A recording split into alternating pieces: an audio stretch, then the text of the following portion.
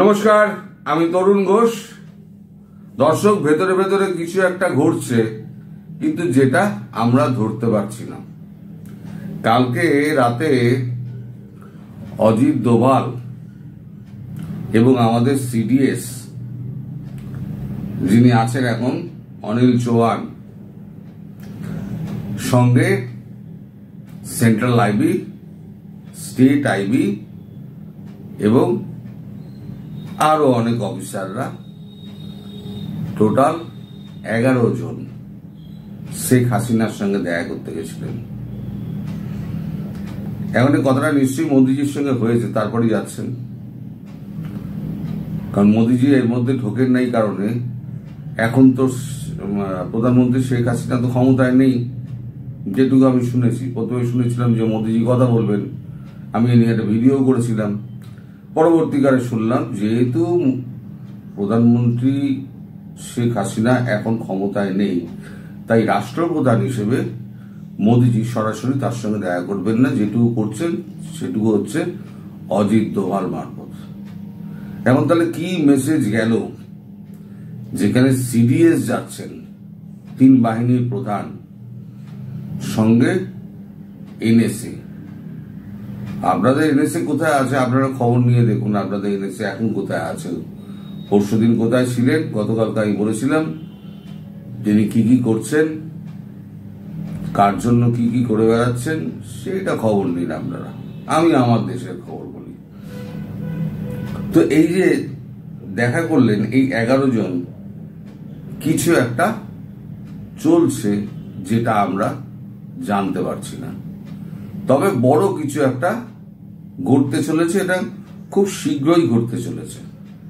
তার যে আঁচ পাওয়া যাচ্ছে, সে আঁচটা হচ্ছে এই সরকারও তো আপনাদের অবৈধ বৈধ সরকার যাই হোক না কেন, মোহাম্মদ ইউনূসের সরকার, সেও তো খবরাখবর রাখে। তাদের যে ডিজিএফআই এবং তাদের যে গোয়েন্দা সংস্থা, তারা আওয়ামী লীগের আশঙ্কায় সারা দেশে বিশেষ সতর্কতা জারি করেছে। আওয়ামী লীগ তো নেই শুনছি, মাঠেই নেই, একেবারে গর্তে ঢুকে রয়েছে। তাদের জন্য বিশেষ সতর্কতা কেন? তার মানে ভেতরে ভেতরে কিছু আঁচ করছেন, বিশেষ কিছু হবে। আঁচটা ভয় ভালো, डरना अच्छा है। डर खत्म हो जाएगा तो सब कुछ खत्म हो जाएगा। এখন ব্যাপার হচ্ছে এই যে যত আওয়ামী লীগের লোকজন আছে না, এরা এখন চুপচাপ রয়েছে, কিন্তু ভেতরে ভেতরে কাজ চলছে। আমি সব খবর রাখি, ভেতরে ভেতরে কাজ চলছে। তারা যে কোনো সময় ঢাকা অভিমুখে লং মার্চ করবে। সেদিন কিন্তু 20 লাখ মানুষ হবে, আমি বলে দিলাম। তাই কোনো পুলিশ, কোনো সেনাবাহিনী সেদিন কিন্তু কাউকে রুখতে পারবে না। সেদিনটা কবে তা আমি জানি না। তবে আওয়ামী লীগের ভূত, ছাত্রলীগের ভূত, যুবলীগের ভূত, এদের তাড়া পড়ে বেড়াচ্ছে। এমন তাড়া পড়ছে যে যুবলীগ আসছে এই শুনে একটা সমাবেশ থেকে হই হই করে দেদার ছুটে পালাচ্ছে। কিনা যুবলীগ আসছে বা ছাত্রলীগ আসছে, কেউ একটা আসছে, কিছু একটা খবর উঠে গেছে। তো এই খবরের পর মানে যা অবস্থা, তাতে দেখা যাচ্ছে যে ত্রাসেই অর্ধেক লোক খতম হয়ে যাচ্ছে। এবার যদি সত্যিকারের যদি আওয়ামী লীগ যদি মাঠে নামে, তাহলে এদের কি অবস্থা হবে? আর আমাদের এই যে ইউনূস সরকার, ইউনূস সম্পর্কে একটা ইত্তেফাক একটা খবর করেছিল, ইতিহাস কিভাবে ইউনূসকে মানে মনে রাখবে, এই ধরনের কিছু একটা করেছিল। তার কমেন্টে যে সমস্ত মন্তব্য এসছে, সেই মন্তব্যকে তুলে ধরে আমি আমার ভিডিওকে আর নোংরা করতে চাইলাম না। এই মন্তব্যগুলো অনেক আগেই আমার কাছে এসছে, আমার এক বন্ধু আমার ওখানে পাঠিয়ে দিয়েছেন।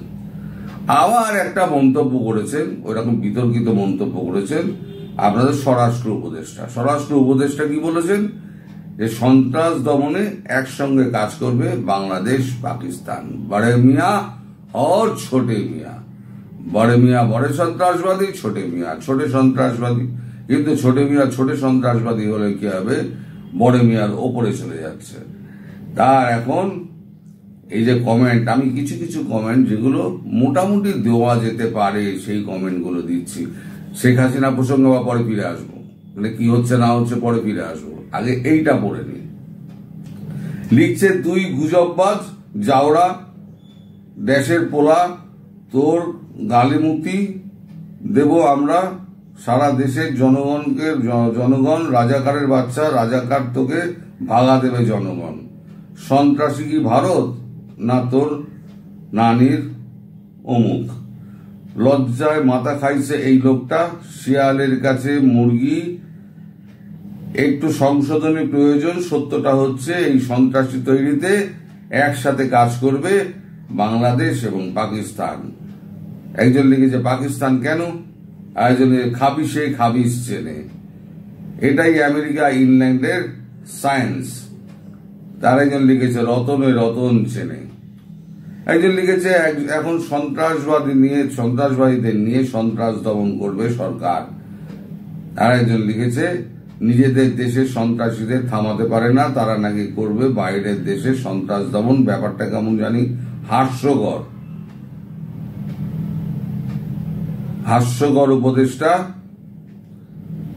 প্রথমে পালন, তারপরে দমন। এরকম হাজারো মন্তব্য, দেখুন হাজারো মন্তব্য। আরো যেসব মন্তব্যগুলো আছে সেগুলো আবার পাতে দেওয়ার যোগ্য নয়। তার মানে বোঝা যাচ্ছে যে এই সরকারের অবস্থাটা কি, মোটামুটি দেয়ালে পিঠ ঠেকে গেছে।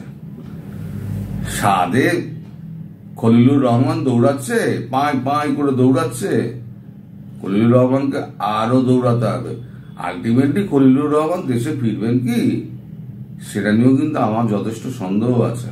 কারণ চারদিকের যে আবহাওয়া না, খুব একটা সুবিধের লাগছে না। খলিলুর সব খবর রাখে, খুব মানে শিয়ানা লোক একদম। এদিকে হয়েছে কি, কালকে যে মিটিংটার কথা বলছিলাম, কালকে 11 জন যে গেছিলেন তারা মোটামুটি 45 মিনিটের মতো মিটিং করেছেন। এমন মিটিং এ কি কথাবার্তা হয়েছে তা আমরা জানি না, কোনো খবরের কাগজেও প্রকাশিত হয় না এসব খবর। কিন্তু সিডিএস যখন গেছে তখন বোঝা যাচ্ছে বাংলাদেশ সেনাবাহিনীর ওপরে ভারতের সেনাবাহিনীর আর কোনো আস্থা নেই। যা করবে ভারতীয় সেনাবাহিনী করবে। এর আগে কিন্তু 3 জন ডিরেক্টর অফ মিলিটারি অপারেশন এসে দেখা করে গিয়েছেন, সে খবরও আমি করেছিলাম। সিডিএস এই প্রথম এলেন, সঙ্গে অজিত দোভাল। এমনি অজিত দোভালের সঙ্গে আমাদের প্রধানমন্ত্রী শেখ হাসিনার খুবই ভালো সম্পর্ক, মানে একদম ব্যক্তিগত লেভেলের সম্পর্ক যেটা হয় সেই সম্পর্ক, হাসি ঠাট্টার সম্পর্ক, ধমকাধমকির সম্পর্ক, শাসন অনুশাসনের সম্পর্ক। তো যাই হোক, যেটাই হোক না কেন, এখন মানে ডক্টর ইউনূসের কিন্তু পায়ের তলায় মাটি নেই। তিনি বুঝতে পারছেন আওয়ামী লীগ খুব শিগগিরই মাঠে নামবে। আর ভেতরে ভেতরে কি কাজ চলছে, ভারত কি করছে, সেগুলো তো আমি বলবো না। সেগুলো আপনারা খোঁজ নিতে বলুন, আপনাদের মিডিয়াকে খোঁজ নিতে বলুন। আপনাদের মিডিয়া যথেষ্ট ভালো খবর রাখে এবং যথেষ্ট মানে বুদ্ধিমান লোকজন ওখানে কিন্তু মিডিয়াতে আছে, এটা আমি বুঝতে পারি। তাদের যদি এখন হাত পা বেঁধে রেখে দেয় এরকম করে, তারপরে তারা কি করে করবে? নইলে একদিনে সরকারের চামড়া ছাড়িয়ে দিত এই মিডিয়া। যে সমস্ত লোকজন রয়েছে না মিডিয়ার, আমি তো দেখি, মানে যখন শেখ হাসিনা যখন প্রধানমন্ত্রী ছিলেন তখনও দেখেছিলাম, সরকারের চামড়া ছাড়িয়ে দেওয়ার মতো ক্ষমতা এই মিডিয়ার আছে। তাই এই মিডিয়াকে দমন করে রাখতে হবে। সব থেকে মজার কথা হলো যে আমাদের এই যে আইনি উপদেষ্টা নজরুল ইসলাম, আর এই ডাস্টবিন শফিক, তাদের কোনো খবর দিতে পারেন আপনি? দর্শক যদি কোনো খবর টবর দিতে পারেন আমায় একটু দেবেন তো কমেন্ট বক্সে। আমি কমেন্ট বক্স তো চেক করি, যদি কোনো খবর টবর পান আমায় দেবেন। কারণ এদের কোনো খবর আমি পাচ্ছি না। এরা যে ডুব সাঁতার দিয়ে কোথায় চলে গেছে আর ভেসে উঠছে না, এদের কোনো খবর পাওয়া যাচ্ছে না। তবে ডক্টর ইউনূস একটা প্রচেষ্টা করেছিলেন, আমি শুধু ইঙ্গিতটুকু দিচ্ছি। ডক্টর ইউনূস একটা প্রচেষ্টা করেছিলেন যে বাংলাদেশ থেকে ভারত হয়ে এক্সিট উনি রুট নেবেন। সে এক্সিট রুট হয়তো উনি পাবেন না, তাই একটা বিমান মানে পাক সরকারের একটা বিমান এনে রাখা হয়েছে স্ট্যান্ড বাই। যে কোনো দিন যে কোনো সময় এরা পালিয়ে যাবে। আর এই যে সমন্বয়ক আর উপদেষ্টাদের কচি কচি কচি সংসদ যাকে বলে, আজকে এ থেকে এদের নাম দিলাম কচি সংসদ। এই কচি সংসদ এরা কোথায় পালাবে, আমি শুধু সেটাই ভাবছি এরা কোথায় পালাবে। তো শেখ হাসিনা হয়তো খুব শিগগিরই হয়তো দেশে ফিরবেন, কবে ফিরবেন আমি জানি না।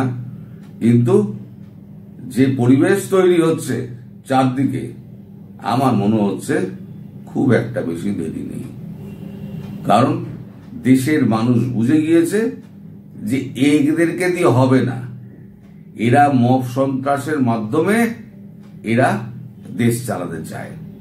ভারতবর্ষ যে অ্যারেঞ্জমেন্ট করছে ডক্টর ইউনূস, আপনার জন্য কফিনে শেষ পেরেকটি পোতা হচ্ছে।